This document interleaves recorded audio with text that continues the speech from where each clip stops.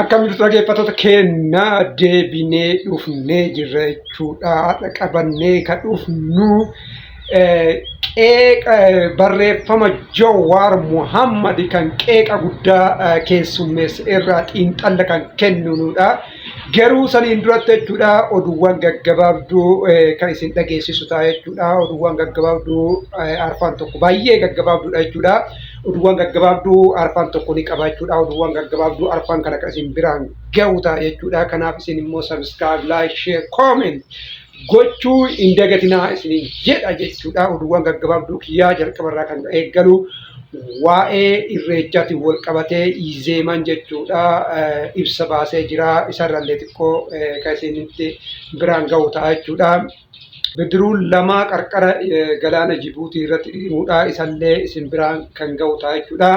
Ruusiyaan Israa'el irratti dhaadattee jirti. Isallee isin biraan kan gahu ta'a. Inni sadaffaan jechuudha. Ruusiyaan Israa'el irratti dhaadatteerti. Isallee kan isin biraan gahu ta'a jechuudha. Inni arfaffaan immoo mootummaan naannoo Amaaraa fi raayyaan ittisa biyyaa waa'ee lola faannoo wajjin wal qabatee ibsa kennanii jiranii kana gaggabaabsee isin biraa ga'ee kallattimaan gara xiinxalla waa'ee barreeffama Jawaar qeeqa kaasee kanarratti kan darbu isin ta'a jechuudha. Jalqabumaarraa kan kaafnu yoo ta'e Izeemaan waa'ee irreechaas deemaa jiru kanaan wal qabate jechuudha. Ibsa baasee jira. Ibsi Izeemaa kun kan jedhu jechuudha mootummaan irreecha deeggaraa jira. Mootummaa irreecha wal qabateetiin dhiibbaa tokko godhaa jira. Irreecha deeggaraa jira kan jedhu jechuudha. Akkuma beektan Izeemaan irreecha hin jaalatu. Maaliif jennaan irreechi Oromummaa calaqqisiisa. Inni lammaffaan immoo karraa dubbannu jechuudha waa'ee bidiruu qarqara Jibuutitti jechuudha galaana Diimaa keessatti dhidhimteedha. Bidiruun lama jechuudha Yaman irraa kaatee nama 310 qabattee gara Jibuuti qarqara Jibuutitti odoo deemtu qarqara Jibuutii irratti kan isiin dhidhimteedha. Kanaan namni 45 kan du'e yoo ta'u namni 65 immoo tana buuteen dhabameera. Kuni baay'ee gadda baay'ee waan baay'ee nama gaddisiisudha jechuudha. Gara isa sadaffaatti yoo tarru immoo Ruusiyaan jechuudha biyyi Puutiin Israa'el irratti dhaadattee jirti jechuudha. Dhaadannoo kanaan kan isheen jirti jechuudha. Akkuma beekamu yeroo dhiyoo kanatti jechuudha. Isaanii jechuudha Libaanoon keessa galchitee lolaa kan jirtudha. Garuu Ruusiyaan jechuudha biyyi Puutiin maal jetteeni Israa'el yeroo gabaabaa keessatti jechuudha loltoota isii Libaanooniin keessa yookaan Beeruutiin keessa baasuu qabdi kan jedhu akeekkachiiftee jirti jechuudha. Waa'ee isaatiin wal qabatee inni ittaanu jechuudha mootummaan naannoo Amaaraatii fi raayyaan ittisa biyyaa waa'ee faannootiin wal qabatanii ibsa kennanii jiru jechuudha. Ibsi isaan kennan kan inni jedhu jechuudha. Kanaan dura kallattii adda addaatiin yaallee jirra. Karaa nagaatiin akka isaan galaniif yaamicha taasifnee jirra. Kun hundummoo hin milkoofne. Amma kanaan boodatti afaan isaan beekanii waliin haasa'uu qabna. Afaan isaan beekan kan jedhan qawweedha jechuudha. Afaan isaan beekaniin dubbisuu qabna. Yeroo gabaabaa keessatti tarkaanfii cimaa, tarkaanfii cululuqaa fudhanneetiin faannoo bakka isaan jiran hundatti adamsinee hooggantoota isaanii qabnee kararraa maqsinee uummata naannoo Amaaraatii fi nagaa ni kennina kan jedhan jechuudha.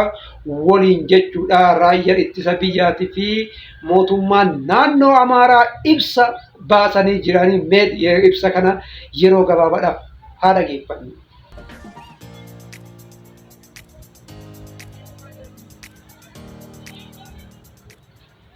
አሁን እየተፈጠረ አትማሩም አትነግዱም እንደዚህ አትሉም የሚለው ውከትና ግርግርን ማስቆም መልክ ማስያዝ ነው።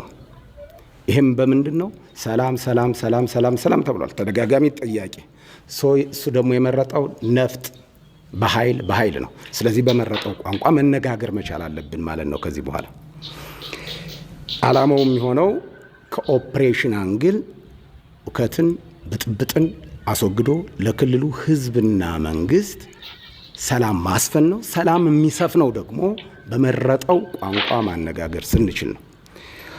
ይሄ ታዲያ እስካሁን አልተተገበረም ነበር ወይ? ከመከላከያ አንግል የነበረው ሁኔታ በከተሞች አካባቢ የምታውቁት መጀመሪያ ላይ ቀበሌ 1 ተነስተው ቀበሌ 2ን ተቆጣጠርን አይነት ነገር ስለነበረ ከተሞችን ብዙ ህዝብ የሚገኝበትን ነፃ በማድረግ መለስተኛ ኦፕሬሽኖች እየተፈጸመ አብዛኛውን ግን መከላከያ እጁን አስገብቶ ኦኬ አማ ከለቲ ማን ጢንጠላ በሬፈማ ጀዋን kan dubbii ta'e jechuudha. Dubbiin ijoon keenya viidiyoon keenya kan inni baay'inaan irratti xiyyeeffatu isa kanaaf kallattii maaniin xiinxalla kanatti kan gallu ta'a jechuudha.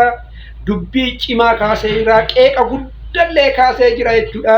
Barreeffamni Jawaar Mohammad dhiyeenya kana barreesse jechuudha. Gara biyyaa galee waan argirraa kan inni barreesse sun qeeqa gurguddaa keessummeessee jira. Qeeqa inni gurguddaa keessummeesse keessaa ka afaan Amaariffaatiin namni tokko kenne isinii dhageeffannee saniin booda bal'inaan maal akka inni jedhe afaan Oromootiin jechuudha. Afaan Ingiliffaatiin kan inni barreessan addaan deddiinee ilaallaa. Isin immoo subscribe, like, share, comment gochuu hin dagatinaa isiniin jedha.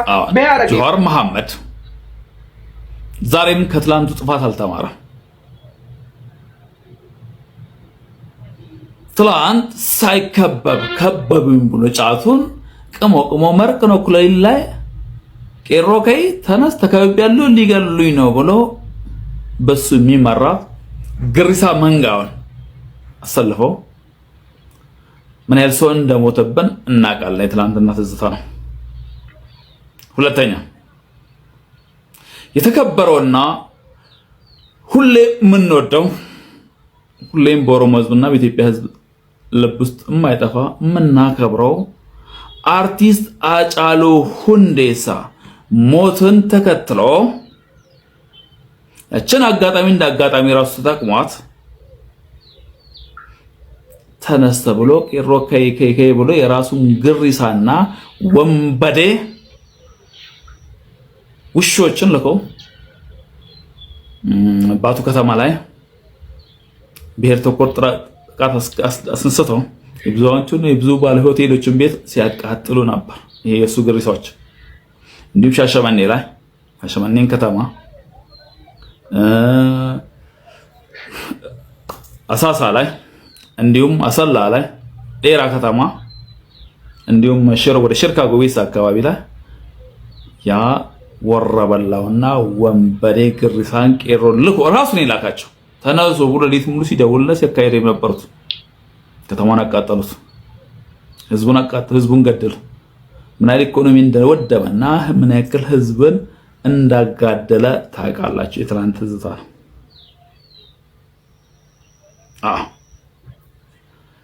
ያ ግሪሳ ነው ትላንት ህዝብን የገደለ፣ ትላንት ህዝብ የቤት ያቃጠለ፣ ንብረት ያቃጠለ፣ ግማሹ ለፍርድ ቀረበ፣ ግማሹ የዘረፈውን ዘርፎ ጫካ ገብቶ አሁንም እየበጠበጠ ያለው ዙሪያው። ኦኬ ሜ ጀዋር መሐመድ ማል ጀዴ ማልቱ ቄቀ ካሲ አኮ ቤከምተ ቤከመ ጀቹዳ ዱቢን ጀዋር መሐመድ ቲቆለኝ ጀቹዳ ኒ ባቂያት ጀቹዳ አኮ ቤታ ጀቹዳ ጢንጠላ ሲያሳ ፊ nama siyaasa jaba akkuma addunyaatti maqaa qabudha jechuudha. Dubbii isaa takkattiin yeroo sharii yeroo jaba baay'atee kaatu itti miidiyaan kun jechuudha yoo inni waa barreesse yoo inni waa dubbate OA jira jechuudha. Mee inni maal dubbatee dubbiin akkanatti OItee namni hundi akkasitti OA irraa dubbata jechuudha. Kolfillee na qaba. Ani baay'isawee jechuudha jalqabumarratti dubbisee jira. Normal condition ida etuman chattise waan kana jechuudha. Amma namni isee narraa dubbadhe malee kuni normaalii ma eetuma chattise garuu dubbii isaa dhiqishuu santu dubbii gurguddaa ta'e amma qeeqa gurguddaa qeeqa hamma nan jenne jechuudha. Kun sirrii jedha kun sirrii hin jenne hamma aangawoota mootummaatti hanga kaanga namni qeeqin hin jiru jechuudha. Mee kanarraa maal jedhe tokko isin dhageessaa jedhe jalqaba irratti jedhe yeenya gara biyya abbaa kootii gara biyya kootii galee argee gara biyya kootii deemee jira. Gara biyya abbaa kootii jedhe yoo isa biyya kootii jedhe biyya namaan jenne beekaa mallee tunis hiika guddaa qabdi. Gara biyya kootii deemee jedhe. Gara biyya kootii kana yoo deemu jedhe daandiiwwan kunniin faayamanii jiranii.